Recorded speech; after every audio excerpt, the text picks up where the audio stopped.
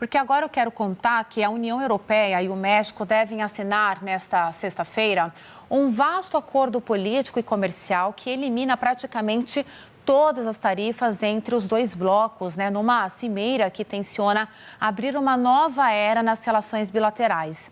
O México é um dos parceiros de longa data do bloco europeu em acordos comerciais.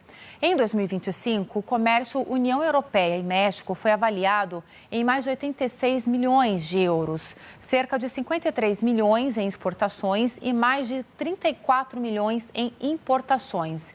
Em cima da mesa vai estar a assinatura de um vasto acordo político e comercial intitulado Acordo Global Modernizado, que atualiza a última parceria entre México e a União Europeia em 1997. Vamos entender mais sobre esse tema, conversando agora com Márcio Sete Fortes, economista e ex-diretor do Brasil no BID, que é o Banco Interamericano de Desenvolvimento. Tudo bem? Seja bem-vindo. Bom dia. Muito bom dia a todos. Márcio, eu quero começar destacando aqui o que deve ser colocado à mesa dessa reunião. Bem, essa é a primeira cimeira que é feita entre México e União Europeia desde 2015, quando consideramos uma cimeira desse nível. Então, o que nós temos aí é uma expectativa de ampliação e também de melhorias e do acordo global que já existe, mas esse acordo global depende ainda de alguns tópicos que precisam ser efetivamente desenvolvidos e acertados. E, enquanto isso, um acordo preliminar estará funcionando antes mesmo desse acordo global entrar em vigor. Então, há aí uma grande expectativa de aprimoramento, porque é um acordo bastante amplo, não é apenas um acordo comercial, é um acordo que deverá melhorar investimentos na área de energia, na área de saúde, mas também o grande interesse que sempre se fala é o acordo comercial, uma vez que a União Europeia é o terceiro maior parceiro comercial do México. E essa discussão vem se ampliando desde a reunião do G7, em que o México participou, e as discussões se aprofundaram. A presidente Sheinbaum deixou muito claro que havia o interesse no aprofundamento dessas relações, e isso significa também uma diversificação de mercados em um momento que o mundo enfrenta inúmeros focos protecionistas e grandes dificuldades em alguns setores. Márcio, eu queria justamente chegar nesse ponto. Primeiro, esclarecer o que é essa modernização, desse acordo. Quer dizer que as políticas comerciais entre o México e a União Europeia estão mais alinhadas e também amplas, alcançando áreas que antes não eram contempladas, por exemplo? E se essa modernização ela surge depois dessa mudança no cenário geopolítico que nós estamos acompanhando? Essa modernização, sim, ela vem na esteira de todas as dificuldades geopolíticas que nós observamos, quando encontrar novos parceiros é um momento de diversificação.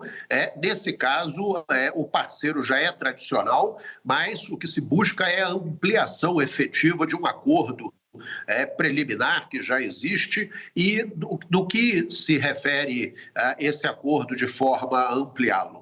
No seguinte sentido, ampliar as zeragens tarifárias, o cronograma de desgravação tarifária para alguns produtos e redução de tarifas globais no sentido de ampliar a corrente de comércio entre México e União Europeia para ganhos bilaterais. Isso é num momento bastante sensível em que o mundo ainda vive à esteira do tarifaço aplicado pelos Estados Unidos, e devemos lembrar que o México tem o seu acordo com os Estados Unidos, que vem sendo eventualmente criticado por conta das imposições tarifárias e de certas dificuldades que foram encontradas no relacionamento comercial entre o México e os Estados Unidos, que é seu tradicional parceiro de fronteira. Márcio, e qual deve ser o impacto dessa cimeira para as relações internacionais, além de México e União Europeia? Bem, a ampliação do comércio entre México e União Europeia deixa muito claro para Mercosul e União Europeia que os esforços no sentido da rápida efetivação do acordo entre Mercosul e União Europeia passa a ser algo ainda de maior exigência, no sentido de que a União Europeia com o Mercosul levou o assunto, os europarlamentares levaram o assunto para a Corte de Justiça Europeia para verificar se temas de comércio também deveriam ser efetivamente votados nos parlamentos nacionais, e essa resposta ainda não se concluiu. A resposta poderá demorar ainda muitos meses, não se sabe ao certo, pode demorar mais de um ano, e enquanto isso o Mercosul funciona em termos de acordo bilateral com a União Europeia num acordo precário. Mas, de qualquer maneira, vai funcionando na medida do possível.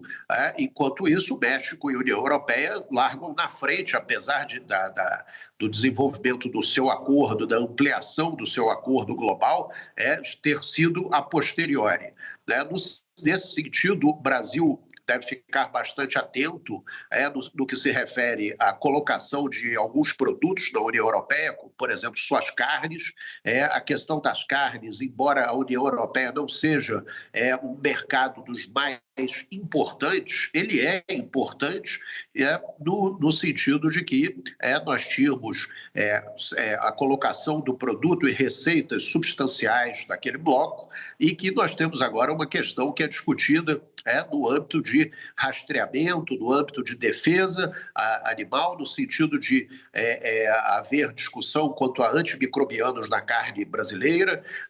Então, embora o produto brasileiro seja um produto de qualidade, a questão da rastreabilidade, a questão de toda a rastreabilidade da cadeia se impõe nesse momento. Enquanto isso, o Brasil também olha com certa preocupação a questão que houve, questão pretérita que houve com a China, quando a China impôs cotas à exportação de carne brasileira. Essas cotas, a partir de certo momento, uma tarifa extra de 12% para 55% se ampliou. Então, obstando aí as exportações de carne brasileira acima dessa cota para a China, que é um grande mercado comprador, então há aí toda uma preocupação, por exemplo, com carnes nesse momento. Então o Brasil não deve se descuidar do seu relacionamento com a União Europeia, ao contrário, deve buscar aprofundá-lo e discutir o mais rapidamente possível a retomada das exportações da carne brasileira para aquele mercado. Excelente, muito obrigada, Márcio Sete Fortes, economista e diretor do Brasil no BID, que é o Banco Interamericano de Desenvolvimento. Seja sempre bem-vindo, até a próxima. Muito obrigado, bom dia a todos. Tchau, tchau, igualmente.